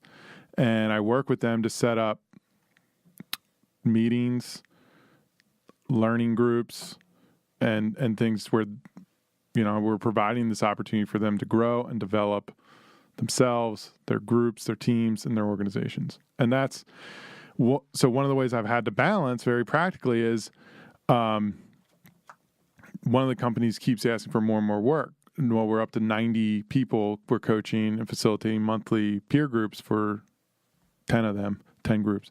And so it's like what I typically would do, and I've done it, honey, help me out.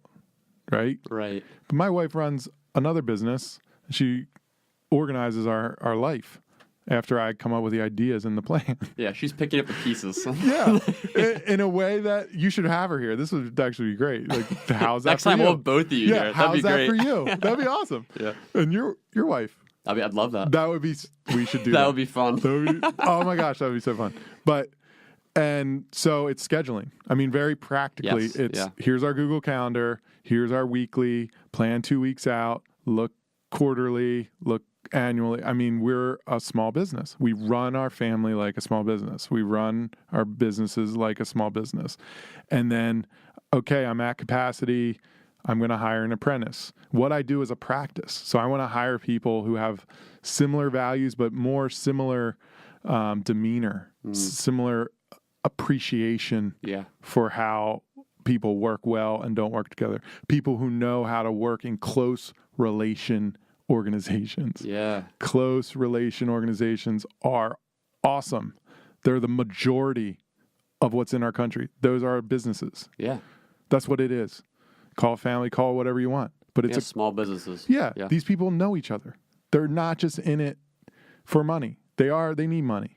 But they're in it because they like the people. It's more than just the sort of like stereotypical 9 to 5 you see in the movies. Like, oh, I'm just gonna put the hat on the hat rack and leave. Like I'm done. Yeah. And more of those companies are going to figure out the good thing they have and just niche it out and use technology and use right. And those are the type of companies I work with. So calendar with my wife, work with companies that I appreciate and they appreciate me, and be honest the whole way through. Say yes, say no. I wish I didn't take things personally. I still do. But I think it's part of who I am. Like, so what? It hurts when someone says no. Yeah. It feels good when they say yeah. Enjoy it. It's not a judgment of your value or quality in the world. Right. There's a lot out there. Keep going, Scott. Yep. Keep going. I mean, I have a vision right now, and I would love to take what I do. I believe too many people suffer in their organizations. Mm-hmm. Too many. Yeah. It's just a fact. And I believe that what we're doing helps people find the voice and the way through that, whether it's in management or ownership or board, whatever. And I would like to take it and simplify it so that it's translatable digitally, so that other people can do it. You know, they can facilitate their own inner office or inner family groups. Like, they can do it themselves. Yeah. Some of my greatest successes have been when I coach people or facilitate, and it's like they take it and make it better, and they don't need me anymore. Right. They take the ball and run with it. Yeah, it feels sad for a moment, but it's like, no, I did the thing I do the best. Yeah. I mean, I can see that narrative throughout my life. It's like, I did the thing I do the best. I get you going. Yeah. Get it started. Move it forward. You taught them how to fish. Yeah, taught them how to fish. You can't feed them fish forever. Yeah. and hire people. One of the reasons I call what I do Scott Hackman Ventures, so it's narcissistic or egotistical, I understand. But I did ask a brand strategist. There you go. But they're hiring me at the time, and my goals were pretty low, like financial. I was like, yeah, it's just going to be me. I didn't know 6 months later it's going to be me and more people. But that's exciting, grateful. But the one reason was I believe more and more types of organizations, like consulting groups, financial groups, insurance groups, whatever, are going to just need type people like me as a subcontractor. Yeah. So I'm going to join your venture for a period of time. I'm going to guide your growth for a period of time. Yeah. So in a lot of ways, you're almost like a mobile village elder. You know, like when you think about tribes and how people, like, how, you know what I mean, how communities used to exist. And, that's so true, though, right? Because like there was always the elders that people would go to for like wisdom, counsel, how to deal with the relationships and all that. And then as sort of corporate America has developed, like in the early stages, a lot of that was transferred into. Like you had your bosses, which were your leaders, and then you had your mentor figures who were sort of the older, like the retired leaders. But now I think what we're seeing in a lot of cases is that the retired leaders, and this is just a generalization, an observation, but a lot of the retired leaders are kind of off just doing retired stuff. Like they moved to Florida, or they're doing their own thing. So a lot of these smaller businesses, either don't have access to like an older, wiser mentor type person, or they're just like, that's just not really like that. It's to them, it's not relevant. It's like, why would we have some, gray-haired, bearded person in here to tell me what to do? I have Facebook or I have Instagram. Like, I know how to do this. So like when someone like you comes in, you're not there permanently, but you're there just like for a season, for a time to come in, like point some things out and ask some questions and kind of get that momentum rolling, because a lot of it's just chaos in corporate America. Well, I love that you said that, because even when I was a pastor and the types of training I was going through were I would always deviate from like basically religious training to human organizational community training. Yeah. I'd always take that. Yeah. Peter Block, Margaret Wheatley, Otter Scheimer, this is their structure of belonging, like all this stuff was what I was drawn to. It was like, this is what matters. And then you have, Simon Sinek coming out and leaders eat last and start with why. And it's like, start with your purpose, create safety, people do better. I mean, that's what they're saying. That's what he's saying. He's like one of the most watched TED guy, like brilliant, great communicator. But he's saying people do better when they feel safe. Yeah, it's Maslow's hierarchy of needs. It is. Cover your needs, and then you can do other stuff. Yeah. And I'm just simply grateful that these companies, these owners are like, we need this. We want this. Like, we see value in it. We're going to get an ROI on this. Like, these people are going to develop and grow and do things. I mean, practically speaking, if a company is going to double their size and have employees, it is cheaper to develop your people inside. Yeah. That's practical. 2, they are going to be more loyal when you're investing in them. That's if you're investing in like some management development. If you're just investing in, or not just, in a more like a family that has a business or wealth or these sort of things, that's hugely needed. Yeah. Like so much of what people think is like, you grow up, you go to school, and then you got it. You stop developing.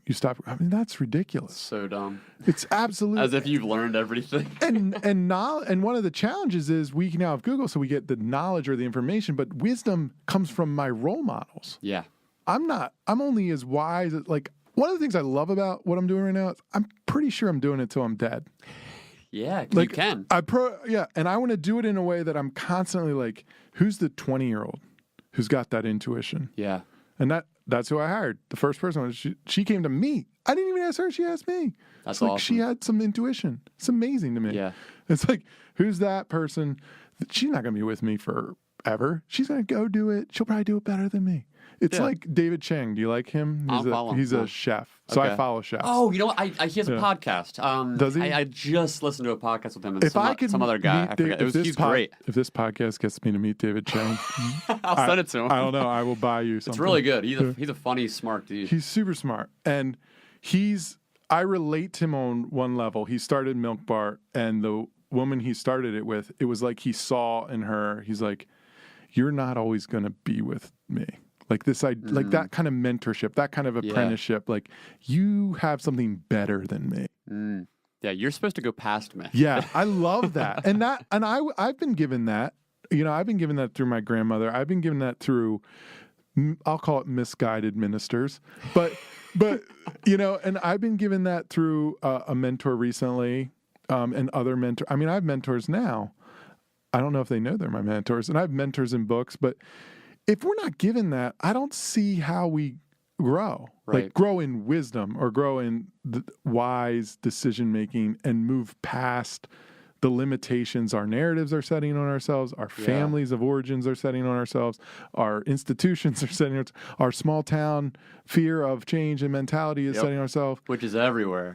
All over America. Yeah, it's all over. And it's just like, you don't need to be afraid of the best idea winning. Yeah. With the best heart. Yeah. Promote it. Let it flourish. It's good. It actually created a return on investment early on, the way I understand history. And so it's not now. And it's fear. I mean, and so I'm ranting, but no, I love it. That's why you're here. I invited you to rant. But it's, I'm really passionate about seeing people grow, find their good their best stuff and bring it out wherever they bring it out. I love when they're working with me. I've had someone working with me for several years. I've been coaching them. We've gone from a family transition ownership to couples coaching to her doing a startup. Wow. That's great. To me, that's like who else would get that opportunity? Yeah. But someone who went through my story. Yeah. She keeps trusting me to help her because she's like, well, you did that thing, so I need to learn that from you. She'll pass me. She'll go. Yeah. She won't be here forever. And that's the other thing interesting. Mostly women leaders find me. That's so interesting and you mentioned that because you were raised with more feminine role models with your grandmother or men who have feminine qualities or want to nurture feminine qualities. And so that may be the future of business because it's more collaborative. It gets better performance out of people. Yeah. We talk about Tony Robbins, and the thing I would say about that is he's tapped into a masculine energy. I think, remember going back to range, I think personality is similar to range, emotional range, feminine, masculine. We can evolve and develop a range. We can evolve our personality. It's set somewhere, Myers-Briggs, ENFP, whatever. Of course, yeah, you're on the scale. Yeah. But you develop and grow. Neuroplasticity, I totally agree with it. Yeah. Like, how else do I go from 13 years old, diagnosed, all these different diagnoses, all these different medicines, to someone speaking truth into my life and my brain chemistry changing? Yeah. See, that is the thing that so many of my friends, I think, they just fail to, and I don't want to make this seem like, like they're failing, but they fail to step outside of that sort of temperamental placement of where they are within that, whatever you want to call it. You mentioned the Myers-Briggs, like the personality temperament scale, whether they're more masculine or more feminine or more introverted, more extroverted. That's going back to the whole neuroplasticity thing. They've found where they connect at this age, this sort of like mid-20s, late 20s, early 20s phase where you're forming your identity. A lot of my friends, especially my guy friends, like they've found that sort of, whatever you want to call it, more masculine identity. And there's nothing wrong with that, obviously, per se. Like if that's where you're coming from, like I think that innately for me in a lot of ways is where I come from. Because my dad from growing up, he was super masculine role model. So whether or not that's innate biologically, it's definitely innate like environmentally. Yes. That's how I grew up. So it's interesting for me, like I gravitate toward like predominantly like male figures. Like I was gravitated toward Joe Rogan's podcast in like 2011. So obsessed with him and a lot of the characters he's brought on, like Jordan Peterson being one of them in the early stages. So it's interesting for me to be able to like take on that role and see it, but then also step outside of it. Because like also for me growing up, most of my like best friends who I was the most vulnerable with were girls. So I mean that taught me like in my teen years-ish, to really know how to open up, to tap into that sort of part of myself that is more vulnerable and transparent. And these are things that with guys, it's like you have transparency in some ways, but in a lot of ways, even the transparency is a facade of like this masculinity where like there's a lot more joking, there's a lot more like play. You know what I mean? Like, for at least in my situation growing up, a lot of my friends are very goofy. They're very, they're troublemakers. Like the sort of like outsiders, outcasts. So I love all of that, but it's interesting to observe now at this sort of really critical age and how some people, they are setting in to whatever model that they've been given. And when they come across these models on the outside of their own model, they don't know how to react to it. Like for me, like I can look at a Gary Vee and I don't like him, but I get it. You know what I mean? Like we were saying earlier, I get like that there's a need for someone like him to tell certain people how to live their lives and get their lives together. I just look at it and I'm more cynical. Like I see it through a different lens now. But you're also a professional in that space. No, major amateur, but amateur with some success and a perspective that's probably more the future.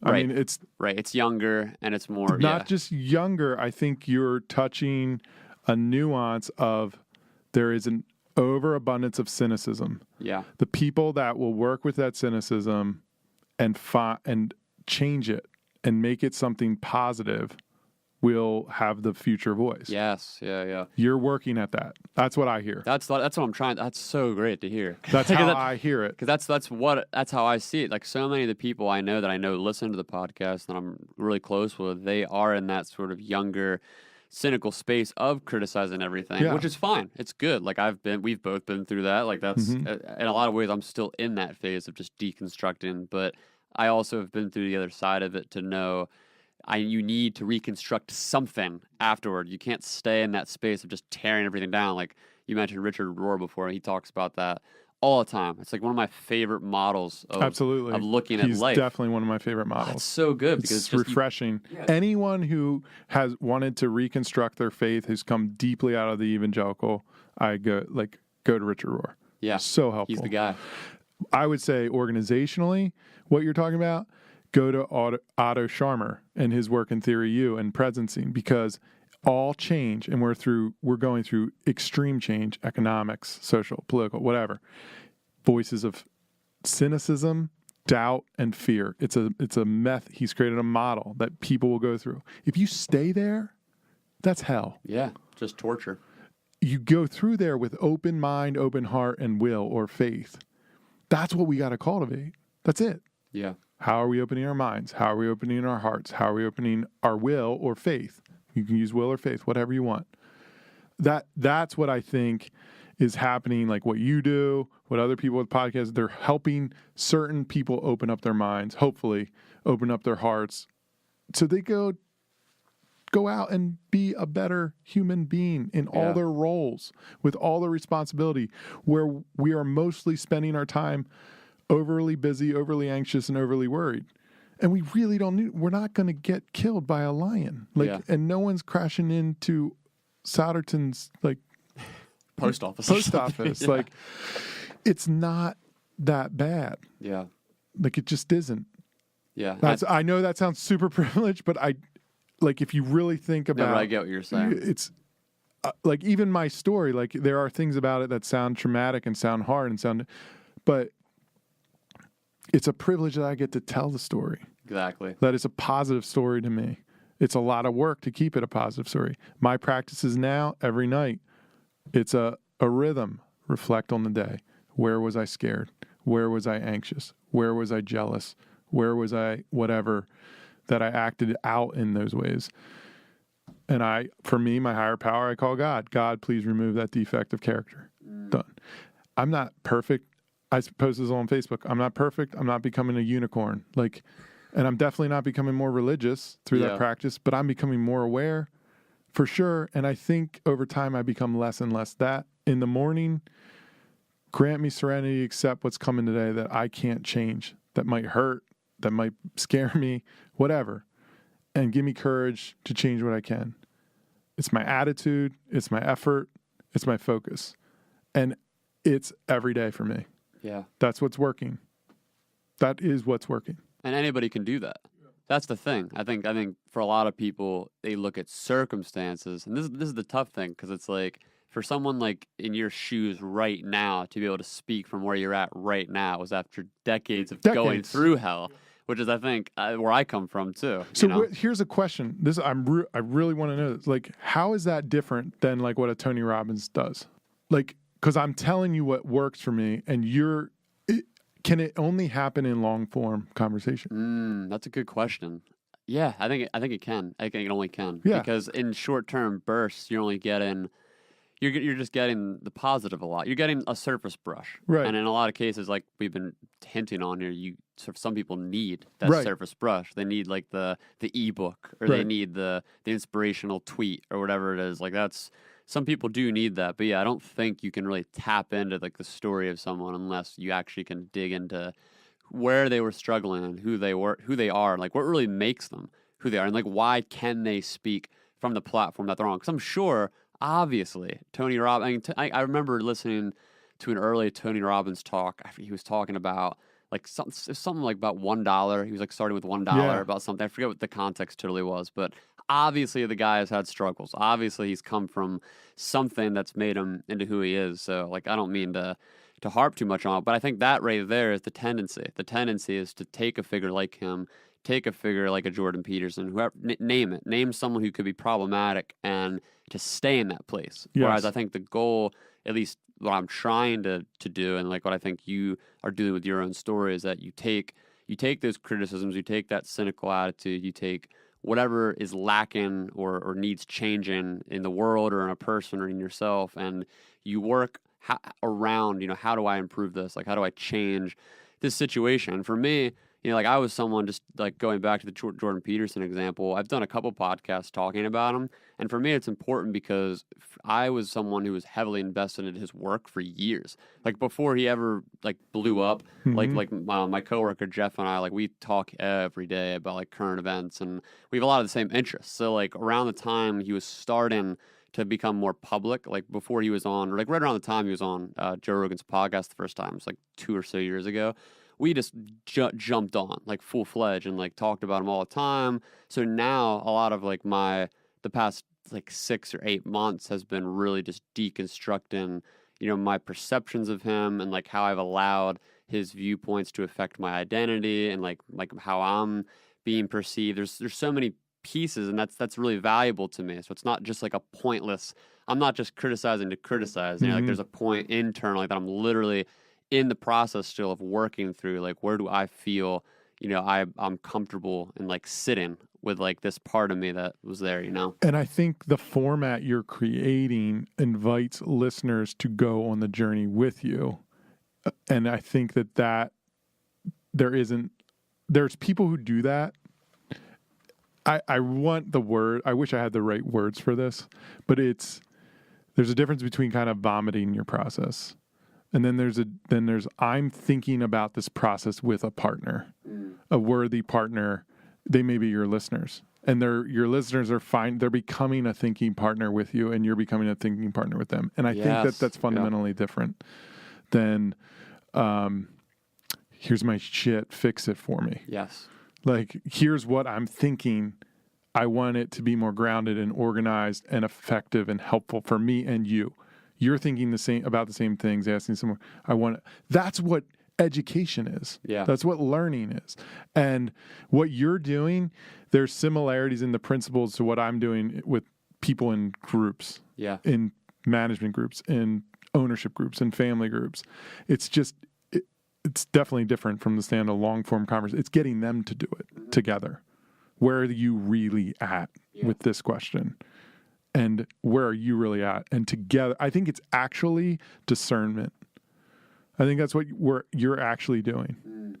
We're discerning like what in here is true and what do I want to do with it? Because I have a vision or a goal that's not some sort of save the world goal, but save myself. Exactly. It's so much about the self. And so that when I'm out with other people doing less harm, I'm noticing them. I'm noticing a door I can open for someone. I'm noticing someone who's not getting their car, like someone broke down their car. I'm noticing that I'm not present with my son, but if I put him on the back of the ride along, we'll talk for an hour and a half while we ride. Wow. Because I can't sit there and be told to play a certain way with Legos anymore. Which is true. This is a true story. And so, like, it's just like working with that because it's back and forth. Yeah, because I want to be present. I want to work this out. I have one life. I want it to make some sense to somebody. It's making more sense to me today than yesterday. And I love it. Like, I'm a lover. Like, I'm a dreamer, and I don't want to let go of it. I think it's why we look at kids and we love it so much. We almost idolize it because we're like, oh, they're so free. It's free. Yeah. Oh, my word. Yeah. Anything. Yeah. It's like, no, become a kid again a little bit. Just imagine again, wonder again. What does it take? For me, I got to travel. I got to eat good food. I got to listen to good music. I got to read good books. I hope this isn't my last time podcasting with you because it was a lot of fun. Like, I gotta have good conversations. Like, that's what I need. Yeah. People used to say, like, why do you think so much? Why do you have to talk about those things? Why? Because it gives me life and meaning and purpose. And I don't want to wake up one more day and question that ever again. Because I don't have to. And neither do other people. Yeah, it's making you come alive. I think that's so true. And there's so many people, I've talked to a lot of them, even just through social media, who've listened to this podcast, who I know where they're at in their lives, they don't necessarily just know how to get to that point. Like they know the thing, they know what makes them come alive. Like they know the thing that would get them up in the morning. They just don't know either they don't know how to access it or they don't have the tools presently to access it, whether it's finances or time. And for me, it's just, I'm not a Tony Robbins. I'm not going to be like, cut the time out. You always have to make the time. Wake up early. Like you can do that. Like there's people who will shout at you if you need someone to motivate you to wake up an extra hour early and go to the gym or whatever it is. But for me, it's more this. It's more processing through conversations. Like how do you grow with someone? How do you, like you mentioned, discernment? Like that's a huge one for me personally. Like there's so many times I've seen stuff on like Twitter. Some people have like trolled me from my podcast to have listened. I'm like, this is actually hilarious. And the stuff that they've said was just like really just kind of hurtful. Yeah. But it was based off of really just nothing. Like it wasn't, and it hurt to see it. But then as soon as I thought about it, I was like, this person doesn't know me. They're not going to listen again. Like this isn't worth my time even thinking about. Whereas there's other people who have sent me these really long, like intricate, heartfelt DMs, both criticizing and giving me reinforcing feedback about like what they think about it. And that to me, it's just like,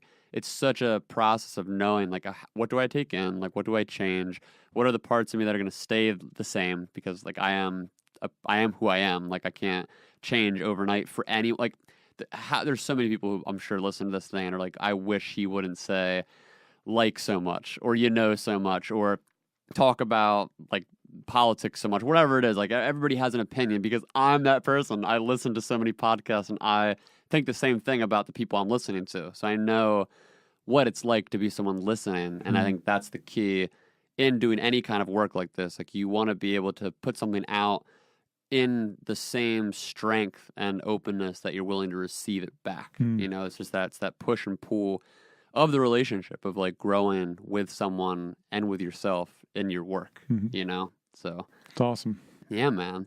Thanks again for doing this. Yeah, this was so fun. We've done coffees together and lunch, and I've always enjoyed them. And this feels like a long... It's a long coffee. Yeah, it was great. Well, you got to start your own podcast.